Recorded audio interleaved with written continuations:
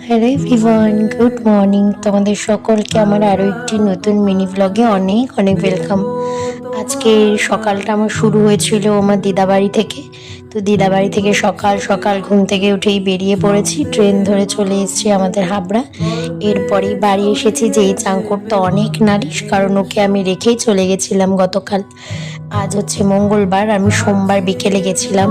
তো বাড়িতে এসে মাছ এনেছি, আর আমি তো একদমই মাছ ভাজতে পারছিলাম না বলে বাবাই মাছটাকে ভাজলো। আজকে আমাদের রান্না হয়েছিল ভাত, ডাল, এই পেঁয়াজ কলি দিয়ে ভাজা আর মাছের ভাজা। তো বিকেলবেলা চলে এসেছি জিমে, কারণ সারাদিন যেগুলো খেয়েছি সেগুলো তো একটু বের করতে হবে না, তো এইভাবেই করছি।